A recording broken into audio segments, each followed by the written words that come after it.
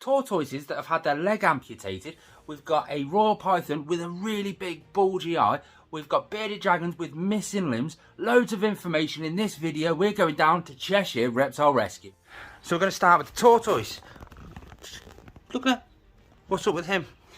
He came in about a month or so ago with what was apparently a chewed leg from being attacked by a rat.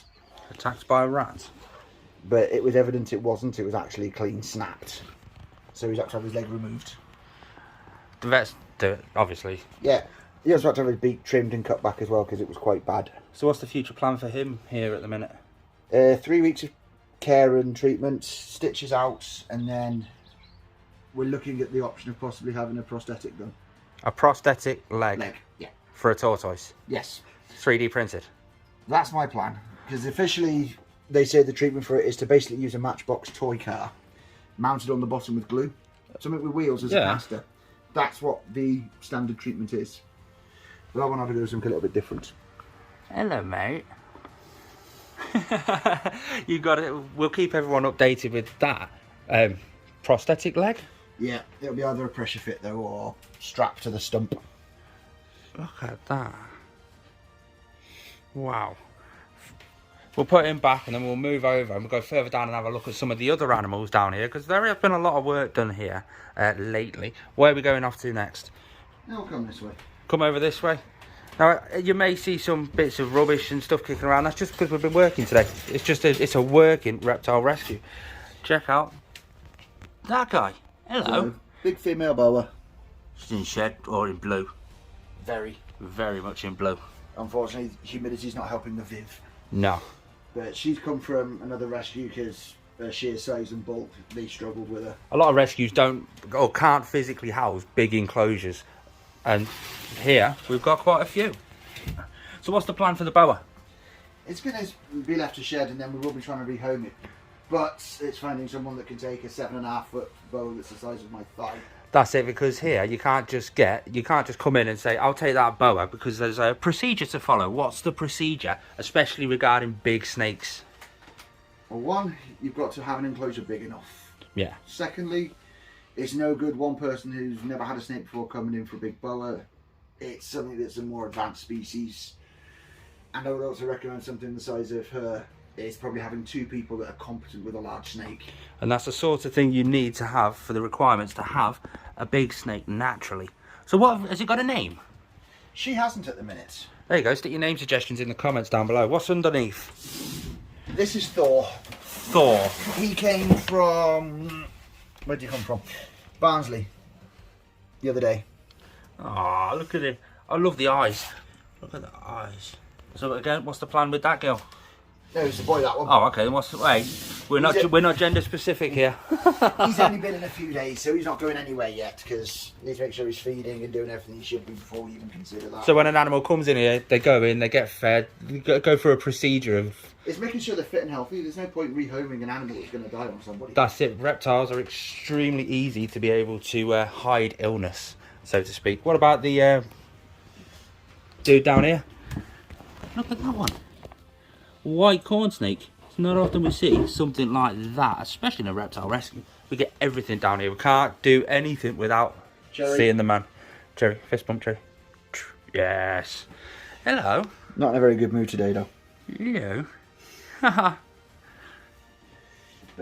she's not going anywhere. No, she's a shop pet. We're quite happy here because we do have a kids' children park on this site.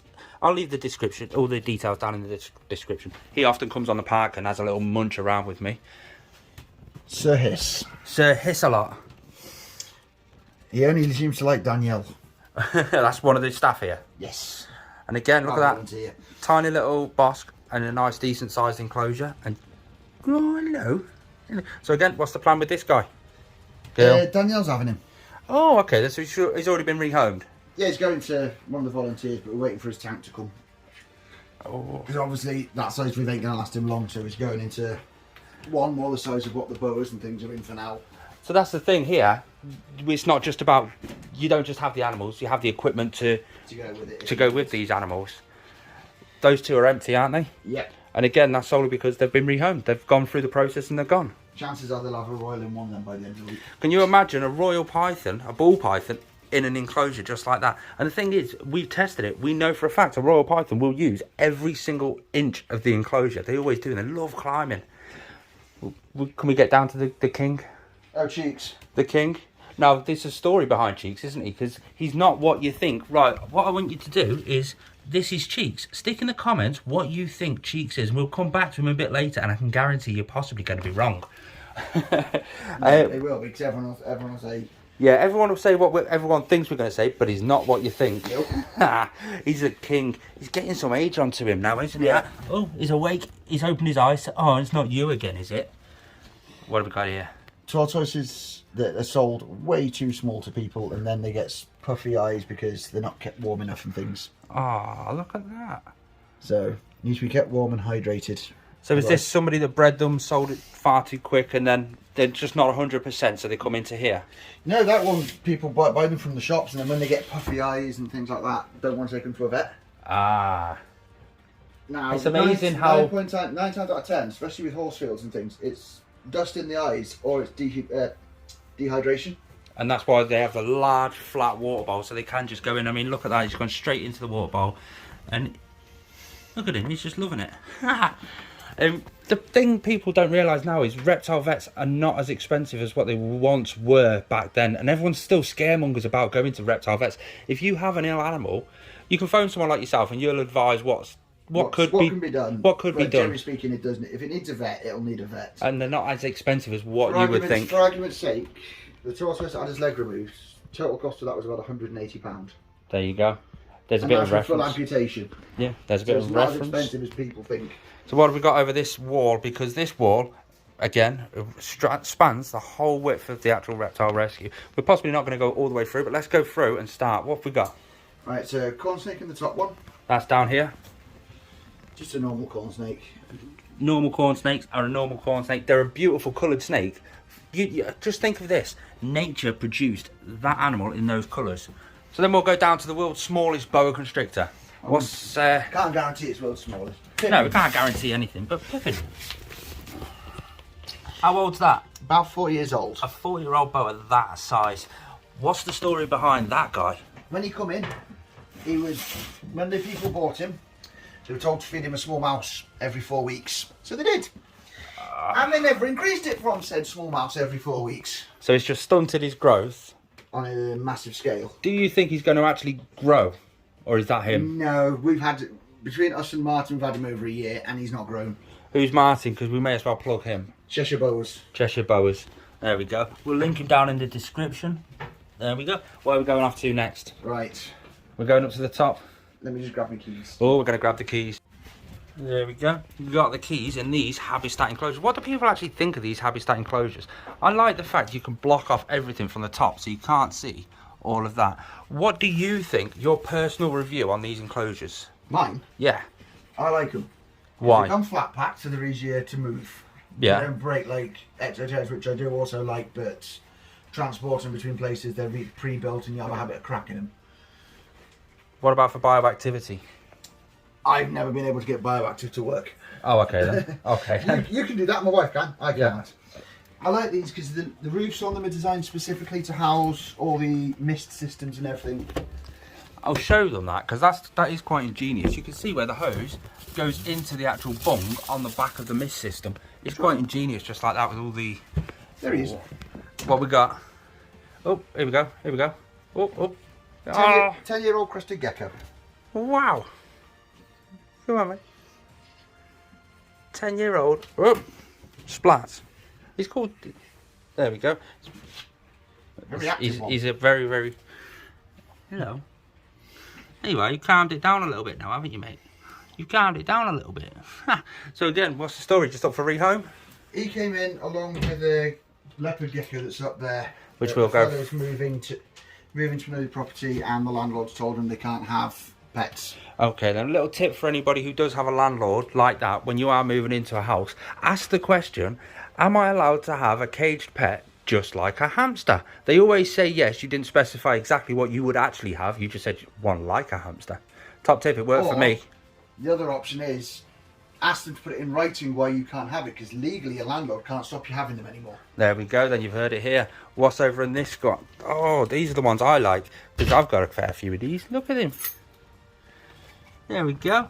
White tree frogs. Wow. There's a couple in there somewhere, but you never see them. No, you never do see them in enclosures like that, especially when they are that young as well.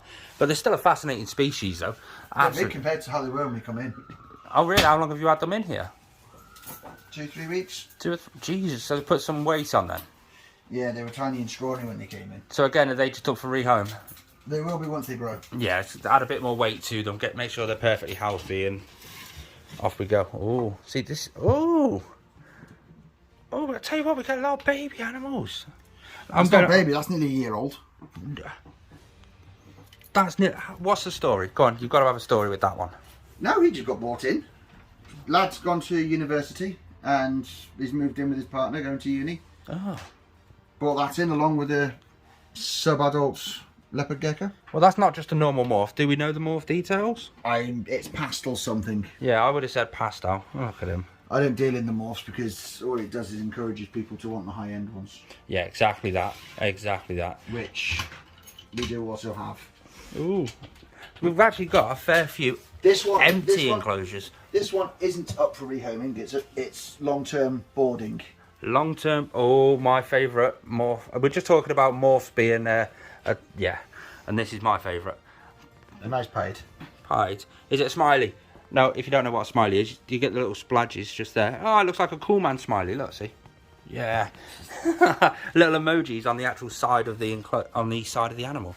Look at his head just down there. He's hiding away. Oh, bless him. They are an absolutely awesome genetic morph. I love them. Look at him. He's due to poo though, looking at him. Yeah, you can tell. Put that one back. Oh. So what's next? King snake. Oh, kingy. Now these are predominantly known to be fairly aggressive or fairly defensive, so to speak. Wow. You just pick him up. Look at him. Look how active his mouth is going. Look at that. He's gone. He's got quite bad scarring on him at various points. So there. Oh my god, yeah. There. Oh wow. There. So what would that have been caused by? Lack of a bulb guard on a heat source is best guess. So bulb guard, if you don't know, is one of them guards on the outside of the actual heat lamps. You need them, and that's the reason you need them for. Highly respect your animal welfare. Oh, there he is. Look at that. This dude, King, look at him, just sat there. Beardies. Monkey beardies. Wonky beardies. Just sat there chilling on his little bridge. Why is he called a wonky beardie? We're about to know. That is why you shouldn't keep beardies together. Cohabitation with bearded dragons does that. So, as it happens far too often. I want to get my bearded dragon a friend. He must be lonely.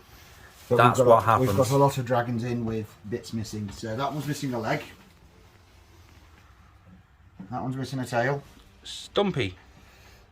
And it is just a case of they're just competing for what? Food, space. Food, heat, space. Yeah. You think if you've got four babies in one enclosure just this size and they're all competing for that one tiny little hotspot, there's going to be some aggression no matter what you find. Ooh. The old girl that came in with the gecko. Oh, the other leopard gecko you were on about with the cresty. Ah.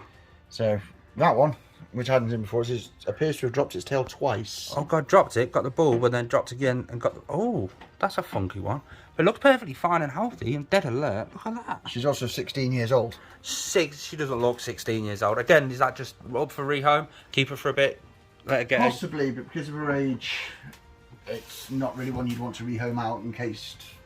16 is quite a good age for a leopard gecko. Yeah, that is a point. We do get some young, some babies, just like this guy. We also get some old, just like that one back over there. We also get some ridiculously young. Oh, have we got? Oh, ridiculously young. What do we talk? Oh my god. There's the details on the top. So this hatched the 11th of the 7th, 2021. The 11th, so that would make it 4 months. 4 months old. What have we got? But they can't get it feeding, so they've asked us to take it. And it's tiny. It's a force feeder. So, well, it's feeding because it's going to the toilet, as you can tell there. Yeah, we've not actually fed it yet because it only came in day before yesterday, along with on the same day we picked up the Burmese. Yeah. Wow. Are we going to show them Popeye? The royal with the bulgy eye. The bulgy eye royal. Again, as you get all different types of animals in, all different stories, and this is one that's just getting a bit of treatment done. In all fairness, this one may not survive. What is the actual story there? He got given to us because, for obvious reasons, with the shape of his head. Yeah, look at and they didn't want to take it to the vets and things. So he's been checked out. He keeps on getting fluid build-up going through the top of his mouth into his eye socket. Oh, God. Perfectly fine this side. You get on the other side. Both. But the chances are the skull deformities will mean that he won't survive. Oh, that would deform his skull and everything, wouldn't it? If he's deforming his skull, putting more pressure down there, it's going to contract around his brain and all kinds of different stuff. Wow. The theory behind a lot of this is mind-boggling. So, we'll go back down to him, but first, what's this? This is something that Greg's actually made for me because we've got a project coming up on this channel. You're going to have to subscribe to see this project. But we're basically going to be putting the new, we've got one down there. Do you want to grab it? Because you can actually get all the equipment here.